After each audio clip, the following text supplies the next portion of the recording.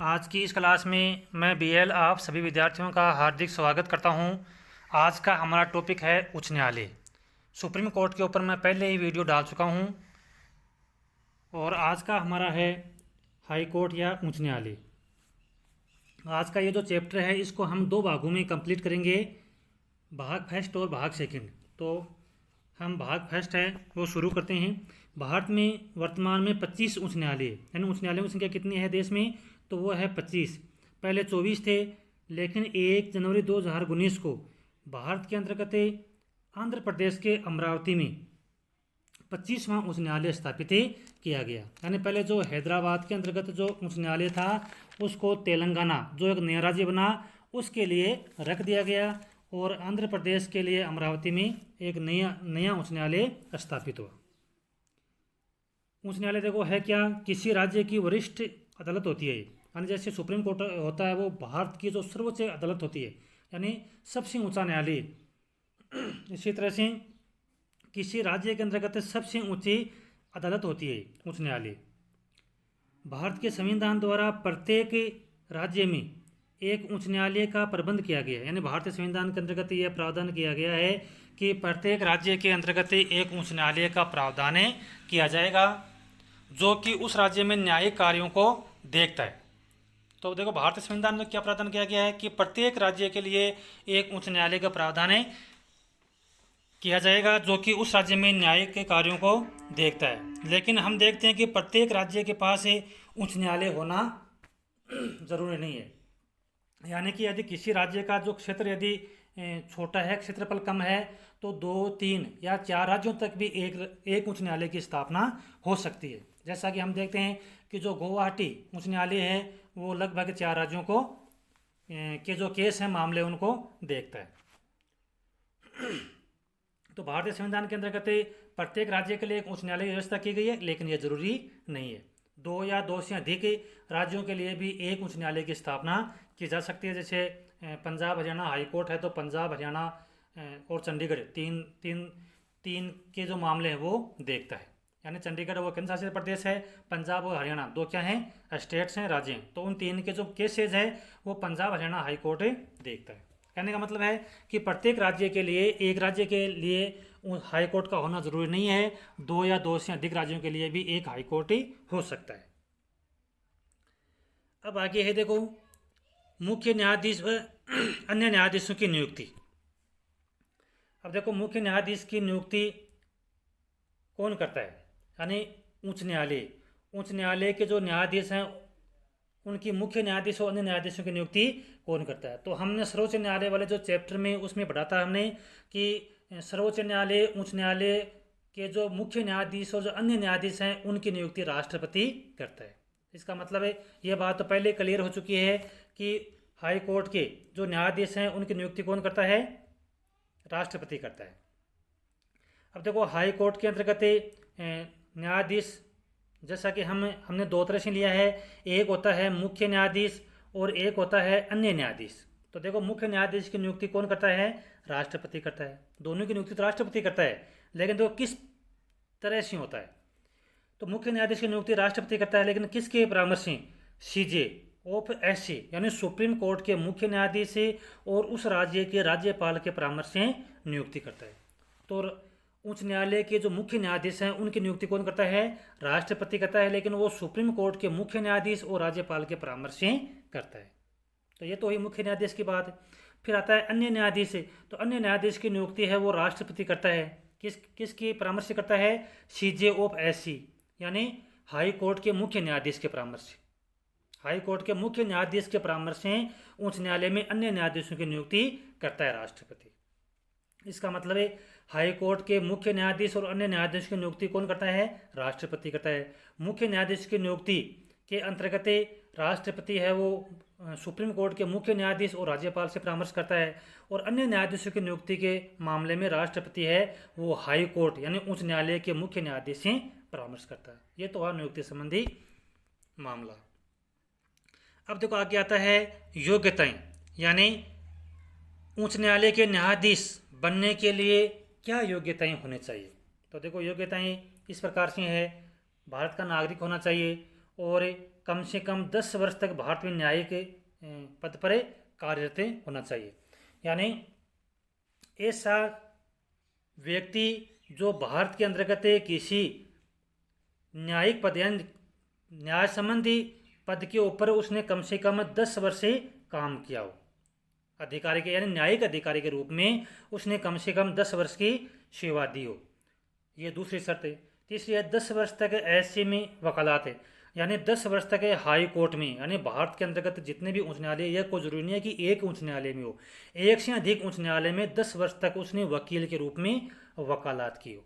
और चौथा है विधि का ज्ञाता हो, यानी संविधान के 42वें संशोधन के द्वारा एक शर्त इसमें और जोड़ दी गई कि यदि राष्ट्रपति की नज़र में यदि वो विधि का ज्ञाता हो तो ऐसे व्यक्ति को भी उच्च न्यायालय के न्यायाधीश के रूप में नियुक्त किया जा सकता है। 4 शर्त हो गई, भारत का नागरिक हो, कम से कम 10 वर्ष भारत में वो न्यायिक पद पर अधिकारी के रूप में रह चुका हो, और या 10 वर्ष तक वो हाई कोर्ट में वकील के रूप में वकालत कर चुका हो, और राष्ट्रपति की नज़र में वो विधि का ज्ञाता हो। यह जो शर्त है वो 42वें संविधान संशोधन के द्वारा जोड़ी गई थी। अब देखो फिर आता है इनका कार्यकाल है, तो कार्यकाल है वो 62 वर्ष की आयु तक होता है। यानी हाई कोर्ट के जो मुख्य न्यायाधीश और अन्य न्यायाधीश हैं उनका जो कार्यकाल है वो 62 वर्ष की आयु तक है। ये नहीं कि वो कितने साल रह सकते हैं, मतलब 5 साल 10 साल, ऐसा कोई नहीं है। भले यदि कोई न्यायाधीश मान लीजिए कि 55 साल की उम्र में आयु में यदि वो नियुक्त हुआ है पद पर तो वो 7 साल काम करेगा, यदि वो 60 वर्ष की आयु में नियुक्त हुआ है तो वो 2 साल अपने पद पर काम कर सकेगा। तो अधिकतम आयु है, मतलब अधिकतम आयु है वो 62 वर्ष की आयु तक ही वो अपने पद पर रह सकते हैं। और जो सुप्रीम कोर्ट के न्यायाधीश हैं वो 65 वर्ष की आयु तक ही रह सकते हैं। सुप्रीम कोर्ट के न्यायाधीश 65 वर्ष की और हाई कोर्ट के न्यायाधीश है वो 62 वर्ष की आयु तक अपने पद पर काम कर सकते हैं। फिर देखो ये समय से पहले यदि ये अपने कर्तव्य का यदि सही तरह से पालन नहीं करते हैं तो अक्षमता या कदाचार के आधार पर इनको समय से पहले भी पद से हटाया जा सकता है। देखो प्रक्रिया क्या है, प्रक्रिया वही है जो सर्वोच्च न्यायालय के न्यायाधीशों को हटाने की है। यानी महाभियोग की प्रक्रिया के माध्यम से उच्च न्यायालय के मुख्य न्यायाधीश और अन्य न्यायाधीशों को पद से हटाया जा सकता है यदि वो अपने कर्तव्य का निर्वहन सही तरह से नहीं कर रहे हैं। यानी अक्षमता या कदाचार के आधार पर उनको समय से पहले भी हटाया जा सकता है। प्रक्रिया कौन सी है? प्रक्रिया वही है जो सर्वोच्च न्यायालय के न्यायाधीशों के लिए, यानी महाभियोग की प्रक्रिया के माध्यम से। महाभियोग क्या है? संसद के दोनों सदनों के द्वारा पृथक पृथक रूप से 2/3 बहुमत से ऐसा प्रस्ताव पारित होना जरूरी है। यदि 2/3 बहुमत से दोनों सदनों से यदि ऐसा प्रस्ताव पास हो जाए तो उनको पद से समय से पहले भी हटाया जा सकता है। और यदि स्वेच्छा से यदि वो काम नहीं करना चाहते हैं तो राष्ट्रपति को अपना त्याग पत्र दे सकते हैं। अब देखो जो हाई कोर्ट के जो न्यायाधीश हैं वो अपना त्याग पत्र किसको देते हैं? तो वो राष्ट्रपति को अपना त्याग पत्र देते हैं। तो कार्यकाल में 3 बातें इसमें 62 वर्ष की आयु तक वो अपने पद पर काम कर सकते हैं यदि समय से पहले उनको अक्षमता और कदाचार के आधार पर हटाया जा सकता है। यदि मान लीजिए कि वो अपने कर्तव्य का सही तरह से पालन नहीं करते हैं तो समय से पहले भी उनको पद से हटाया जा सकता है। तीसरी बात है कि स्वेच्छा से भी वो राष्ट्रपति को त्याग पत्र दे सकते हैं। अब देखो आती है इसकी वेतन की बात है। तो वेतन है वो मुख्य न्यायाधीश को 2,50,000 रुपये और अन्य न्यायाधीशों को 2,25,000 रुपये। फिर देखो आती है शपथ की बात। तो शपथ है वो राज्यपाल या राज्यपाल द्वारा नियुक्त अधिकारी के द्वारा उच्च न्यायालय के अन्य न्यायाधीश और मुख्य न्यायाधीश को शपथ दिलाई जाती है। यानी शपथ कौन देता है उच्च न्यायालय के न्यायाधीश और मुख्य न्यायाधीश को? तो राज्यपाल देता है। यदि राज्यपाल के पास में समय नहीं है तो राज्यपाल के द्वारा जो नियुक्त अधिकारी है वो न्यायाधीशों को शपथ दिलाता है। तबादला यानी इनका ट्रांसफर कौन करता है? तो उच्च न्यायालय के जो न्यायाधीश हैं संविधान के अनुच्छेद 222 के तहत राष्ट्रपति है वो उच्च न्यायालय के न्यायाधीशों का ट्रांसफर कर सकता है। यानी एक राज्य के उच्च न्यायालय से दूसरे राज्य के उच्च न्यायालय में उनका ट्रांसफर किया जा सकता है। कौन करता है? राष्ट्रपति कर सकता है संविधान के अनुच्छेद 222 के तहत। अब है देखो उच्च न्यायालय की प्रमुख शक्तियां, यानी उच्च न्यायालय कौन कौन से कार्य कर सकता है, उसका क्षेत्राधिकार क्या है, उसकी शक्तियां कौन कौन सी हैं। तो देखो सबसे पहले हम देखते हैं शक्तियों के रूप में मौलिक क्षेत्राधिकार संबंधी। तो देखो इसमें कौन कौन सी शक्तियाँ हैं, मौलिक अधिकारों से संबंधित शक्तियाँ। अब देखो हम सर्वोच्च न्यायालय में पढ़ चुके हैं कि जो मौलिक अधिकारों से संबंधित जो मामले हैं, जो विवाद हैं, यानी वो सीधे सर्वोच्च न्यायालय में भी जा सकते हैं और उच्च न्यायालय में भी जा सकते हैं। यानी मौलिक अधिकारों से संबंधित जो मामले हैं वो सर्वोच्च न्यायालय में भी जा सकते हैं, उच्च न्यायालय में भी जा सकते हैं। यह जरूरी नहीं है कि मौलिक अधिकारों से संबंधित जो मामले हैं वो उच्च न्यायालय में जाए, यानी दोनों में से किसी में भी जा सकते हैं। उच्च न्यायालय में भी जा सकते हैं, सर्वोच्च न्यायालय में भी जा सकते हैं। यह व्यक्ति की इच्छा पर निर्भर करता है कि वो मौलिक अधिकारों के उल्लंघन से संबंधित जो मामला है उसकी अपील है वो हाई कोर्ट में करना चाहता है या वो सर्वोच्च न्यायालय में करना चाहता है। तो मौलिक अधिकारों से संबंधित जो सुनवाई का अधिकार है वो उच्च न्यायालय को प्राप्त है, उसी तरह से प्राप्त है जिस तरह से सर्वोच्च न्यायालय को प्राप्त है। यानी मौलिक अधिकारों से संबंधित मामले पर सुनवाई करने का अधिकार सर्वोच्च न्यायालय और उच्च न्यायालय दोनों को समान रूप से प्राप्त है। तो मौलिक अधिकारों से संबंधित जो मामले हैं वो हाई कोर्ट देख सकता है, सुप्रीम कोर्ट भी देख सकता है। इसके अलावा तलाक है, वसीयत से संबंधित कोई मामले हैं, अदालती सम्मान का संबंधित कोई मामला है या आपराधिक मामले आदि मामलों के ऊपर हाई कोर्ट है वो ऐसे मामलों पर सुनवाई कर सकता है। फिर देखो अपीलीय, यानी एक तो मतलब है मौलिक है, मौलिक का मतलब है कि मूल रूप से यानी प्रारंभिक सुनवाई। भाई प्रारंभिक सुनवाई है वो कौन से मामलों के तहत उच्च न्यायालय कर सकता है। दूसरा है अपीलीय, अपीलीय का मतलब है कि नीचे की अदालतों से उच्च न्यायालय के अंतर्गत मामले को अपील करना, यानी उसमें दाखिल करना या उसमें सुनवाई के लिए उसको भेजना, अपील का मतलब होता है ये। तो देखो तो सिविल मामलों से संबंधित है। सिविल मामले से संबंधित मतलब ये है कि किसी राज्य के अंदर जो उच्च न्यायालय से जो नीचे के न्यायालय यानी जो सत्र न्यायालय हैं उनके अंतर्गत सिविल मामले, यानी ऐसे मामले जिनकी जो 5,000 रुपये की राशि तक सीमित हैं, ऐसे मामले यानी 5,000 रुपये की राशि तक से संबंधित जो मामले हैं उनको उच्च न्यायालय है वो अपने नीचे की अदालतों से अपने पास में अपील करवा सकता है, उनसे मंगवा सकता है सिविल मामले संबंधी। दूसरा है आपराधिक मामले, सत्र न्यायाधीश जिसने 4 साल की सजा दी हो, यानी जो सत्र न्यायालय जो हाई कोर्ट से नीचे के न्यायालय हैं जिनको हम सत्र न्यायालय कहते हैं, तो सत्र न्यायाधीश ने किसी आपराधिक मामले के अंतर्गत किसी अपराधी को 4 साल की सजा सुनाई हो, कम से कम 4 साल की सजा सुनाई हो, उसको हाई कोर्ट है वो ऐसे मामले को अपने पास में मंगवा सकता है। तीसरा है आजीविका के मुकदमों में निचली अदालतों के खिलाफ अपील है वो की जा सकती है। आजीविका के मुकदमों में आजीविका से संबंधित जो मामले हैं ऐसे मामलों को भी निचली अदालतों से हाई कोर्ट में अपील की जा सकती है। इसके अलावा देखो संविधान के किसी अनुच्छेद या कानून की व्याख्या से संबंधित है। मान लीजिए कि ऐसा कोई मामला है जिसके अंतर्गत संविधान के किसी अनुच्छेद या कानून की व्याख्या उसमें दिख रही है, निहित है, तो ऐसे मामलों को भी अपील के रूप में हाई कोर्ट में ले जा सकते हैं। कहाँ से? जो नीचे की अदालतें हैं उनसे हाई कोर्ट में ऐसे मामले ले जा सकते हैं। तो देखो ये हो गया अपील क्षेत्राधिकार में सिविल मामले 5,000 की राशि तक, आपराधिक मामले जिसमें सत्र न्यायाधीश ने 4 साल की सजा सुनाई हो, आजीविका के जो मुकदमे हैं उनके खिलाफ अपील की जा सकती है, और संविधान के किसी अनुच्छेद या कानून की व्याख्या से संबंधित यदि कोई सवाल है, कोई प्रश्न है किसी मामले में, तो वो उच्च न्यायालय है नीचे की अदालतों से अपने पास में मंगवा सकता है। अब देखो आगे आता है एक अनुमोदन का प्रमाण पत्र। अनुमोदन का प्रमाण पत्र का मतलब यह है कि एससी के निर्णय के खिलाफ एससी में अपील की जा सकती है। मतलब हाई कोर्ट यानी उच्च न्यायालय के निर्णय के खिलाफ सुप्रीम कोर्ट में अपील की जा सकती है, लेकिन इसके लिए एससी यानी हाई कोर्ट की अनुमति जरूरी होती है। अब मान लीजिए कि हाई कोर्ट ने कोई निर्णय सुनाया, जिस निर्णय से जो वादी है वो संतुष्ट नहीं है, तो इसका मतलब ये नहीं कि हाई कोर्ट के द्वारा सुनाया गया हर मामले को ही कोई वादी है वो सुप्रीम कोर्ट में ले जा सकता है, ऐसा नहीं है। इसके लिए हाई कोर्ट है वो एक अनुमोदन या प्रमाण पत्र देता है।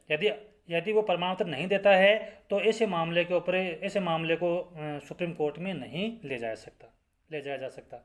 तो हाई कोर्ट के निर्णय के खिलाफ सुप्रीम कोर्ट में अपील की जा सकती है, लेकिन इसके लिए हाई कोर्ट की अनुमति जरूरी, मतलब परमिशन जरूरी है। तो परमिशन का मतलब यह अनुमोदन का प्रमाण पत्र, यानी हाई कोर्ट के निर्णय के खिलाफ यदि कोई वादी है तो वो उसको सुप्रीम कोर्ट में ले जा सकता है, लेकिन इसके लिए हाई कोर्ट की अनुमति जरूरी होती है। फिर देखो आगे आता है अभिलेख। अभिलेख या हम कह सकते हैं कोर्ट ऑफ रिकॉर्ड, या कोर्ट का एक तरह से रिकॉर्ड रखा जाना, उसको कहते हैं अभिलेख। अब देखो ये है क्या, उच्च न्यायालय के निर्णय लिखित में होते हैं, यानी उच्च न्यायालय के द्वारा जो भी फैसले दिए जाते हैं वो सारे लिखित में होते हैं, उनका रिकॉर्ड होता है, रिकॉर्ड सदा के लिए सुरक्षित ही रखा जाता है। इसके फैसले राज्य की अदालतों के लिए बाध्यकारी होते हैं। अब मान लीजिए कि ऐसा कोई मामला है जिस मामले के अंतर्गत हाई कोर्ट ने कोई फैसला दिया है, और ऐसा ही मामला जैसा कि हाई कोर्ट ने पहले फैसला दिया था, यदि ऐसा ही फैसला कोई नीचे की अदालत में आ जाता है तो जो हाई कोर्ट के द्वारा जो दिया गया फैसला है उसको जो राज्य की अदालतें हैं वो मानने के लिए बाध्यकारी होती हैं। या हम कह सकते हैं कि जो नीचे की अदालतें जो फैसला दिया है और उसने मान लीजिए कि उस फैसले को हाई कोर्ट में ले गई, तो यदि हाई कोर्ट ने उच्च न्यायालय ने जो उसके ऊपर फैसला दे दिया, भले ही पहले जो नीचे की अदालत हैं उन्होंने ऐसा फैसला नहीं दिया हो, यानी नीचे की अदालतों के खिलाफ यदि हाई कोर्ट ने फैसला दिया हो, तो हाई कोर्ट के द्वारा दिए गए निर्णय को निचली अदालतों को मानना पड़ता है वो फैसला। यानी कहने का मतलब है कि जो हाई कोर्ट या उच्च न्यायालय के द्वारा जो दिए गए फैसले हैं वो राज्य के अदालतों के लिए बाध्यकारी होते हैं, जो निचली अदालतें उनको मानना होता है। विभिन्न मामलों में इसके द्वारा किए गए निर्णयों का भी उल्लेख ही किया जा सकता है। अब मान लीजिए कि हाई कोर्ट के द्वारा वही बात है, हाई कोर्ट के द्वारा कोई दिया गया निर्णय है, तो नीचे की अदालतें ना यदि ऐसा ही मामले यदि उनके पास में आता है तो वो हाई कोर्ट के द्वारा दिए गए निर्णयों को आधार मानते हुए वो अपना फैसला सुना सकते हैं, उसको कहते हैं कोर्ट ऑफ रिकॉर्ड। फिर देखो आगे आता है इसमें न्यायिक जांच संबंधी, यानी हम क्या पढ़ रहे हैं, हम पढ़ रहे हैं हाई कोर्ट की शक्तियाँ, यानी उच्च न्यायालय की कौन कौन सी शक्तियाँ हैं। तो पांचवा है न्यायिक जांच संबंधी, यानी किसी हाई कोर्ट को या उच्च न्यायालय को किसी भी कानून को रद्द करने की शक्ति जो मौलिक अधिकारों के खिलाफ हो। यानी जैसा कि हम पहले पढ़ चुके हैं कि भाई मौलिक अधिकारों से संबंधित जो मामले हैं उनके ऊपर सुनवाई हाई कोर्ट और सुप्रीम कोर्ट दोनों करते हैं, दोनों को बराबर शक्ति प्राप्त है। ये व्यक्ति की इच्छा पर निर्भर करता है कि भाई वो अपने मामले को कहाँ ले जाना चाहता है, सुप्रीम कोर्ट या हाई कोर्ट में। तो किसी भी कानून को रद्द करने की शक्ति है, वो मौलिक अधिकारों के खिलाफ हो तो वो किसी भी कानून को रद्द कर सकता है। कौन? उच्च न्यायालय। तो किसी भी कानून को रद्द करने की जो शक्ति जो उच्च न्यायालय को प्राप्त थी 42वें संविधान संशोधन के द्वारा इस शक्ति को सीमित किया गया, यानी कम किया गया। लेकिन 43वें संविधान संशोधन के द्वारा ये जो शक्ति है कौन सी, किसी भी कानून को रद्द करने की शक्ति, यह 43वें संविधान संशोधन द्वारा उसको वापस प्राप्त हो गई है। जैसा कि हम जानते हैं कि जो दल बदल संबंधी जो कानून संसद ने बनाया था, तो उसकी एक जो धारा थी 7वीं धारा, उसको पंजाब और हरियाणा हाई कोर्ट ने उसको रद्द किया था। तो मतलब कहने का मतलब कि वो संसद के द्वारा बनाया गया कानून था, लेकिन उसको किसने रद्द किया था? पंजाब और हरियाणा हाई कोर्ट ने। तो कहने का मतलब कि किसी भी कानून को रद्द करने की शक्ति उच्च न्यायालय को प्राप्त है, भले चाहे वो मामला केंद्र से संबंधित हो, वो राज्य से संबंधित हो, किसी से संबंधित हो, उसके ऊपर वो अपना मतलब सुनवाई कर सकता है। लेकिन देखो हमें जहाँ तक हमें इस बात को समझ रहे हैं, उच्च न्यायालय यानी जितने भी भारत के अंतर्गत उच्च न्यायालय स्थापित किए गए हैं, उसका जो क्षेत्राधिकार है उस क्षेत्राधिकार से संबंधित ही वो मामले देखते हैं। यानी कुछ मामले जैसे मौलिक अधिकार से संबंधित मामले हैं, उनके ऊपर हाई कोर्ट, कोई भी हाई कोर्ट है ना, वो सुनवाई कर सकता है। लेकिन बाकी जो केसेज हैं, जो जिस उच्च न्यायालय की स्थापना जिस क्षेत्र को लेकर की गई है, वो केवल उसी क्षेत्र को के मामले को देखते हैं। जैसे राजस्थान उच्च न्यायालय है, तो जो राजस्थान का जो उच्च न्यायालय है वो राजस्थान से संबंधित जो केस है जब वो वहीं को देखता है। जैसे पंजाब हरियाणा हाई कोर्ट है तो पंजाब हरियाणा और चंडीगढ़ के मामलों को देखता है। जैसे दिल्ली उच्च न्यायालय तो दिल्ली से संबंधित जो मामले वो उन्हीं को देखता है। यानी देश के अंतर्गत अलग अलग उच्च न्यायालय बनाए गए हैं अलग अलग क्षेत्रों में, तो वो उसी क्षेत्र के से संबंधित जो मामले हैं उनको देखते हैं। अब हम आगे बढ़ते हैं प्रशासनिक शक्तियाँ।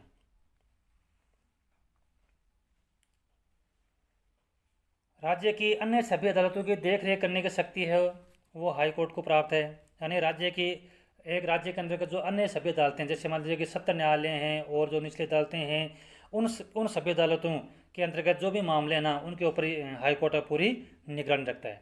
अदालतों की कार्यवाही से संबंधित नियम बनाता है। यानी अदालत जो निचली अदालतें हैं वो कौन कौन से कार्रवाई है वो किस प्रकार से करेगी, उनके जो नियम है वो भी हाई कोर्ट के द्वारा ही बनाए जाते हैं।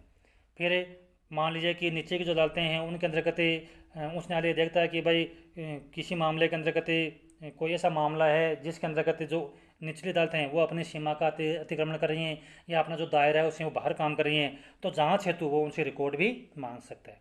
यानी उच्च न्यायालय है वो अपनी निचली जो अदालतें हैं उनसे रिकॉर्ड मांग सकता है, उनके रिकॉर्ड को कभी भी मांग सकता है, कभी भी उसकी जांच कर सकता है। इसके अलावा हाई राज्य के अंतर्गत जो भी अदालतों के अंतर्गत जितने भी कर्मचारियों की नियुक्ति होती है, भले ही वो हाई कोर्ट के अंतर्गत कर्मचारियों की नियुक्ति का मामला हो या अन्य अदालतों के अंतर्गत, उन सभी कर्मचारियों की नियुक्ति है वो हाई कोर्ट के द्वारा ही की जाती है। तो ये है मतलब हाई कोर्ट की प्रशासनिक शक्तियाँ। तो देखो आज की क्लास में हमने पढ़ा हाई कोर्ट की जो स्थापना वो किस अनुच्छेद के तहत होती है, वर्तमान में कितने उच्च न्यायालय हैं, उच्च न्यायालय के न्यायाधीशों की योग्यता क्या है, उनको शपथ कौन दिलाता है, उनको वो त्यागपत्र किसको दे सकते हैं, इसके अलावा उनको समय से पहले पद से कैसे हटाया जा सकता है, इसके अलावा जो उच्च न्यायालय है उसकी प्रमुख शक्तियाँ कौन कौन सी है, इन सभी का हमने अध्ययन किया। हमारी जो अगली क्लास है उसके अंतर्गत हम अध्ययन करेंगे कि भारत के अंतर्गत कितने उच्च न्यायालय हैं और कौन सा उच्च न्यायालय है उसका कितना क्षेत्राधिकार है, यानी किस क्षेत्र के अंतर्गत किस उच्च न्यायालय की स्थापना की गई है। जैसे हमारे भारत के अंदर 25 उच्च न्यायालय हैं, तो हम 25 उच्च न्यायालयों के कार्य क्षेत्र और उनकी जो क्षेत्र जो शक्तियाँ हैं उसके बारे में हम अपन जो अगली क्लास है उसके अंतर्गत ही अध्ययन करेंगे। इसी के साथ मैं आपसे आगे लेता हूँ। जय हिंद, जय भारत।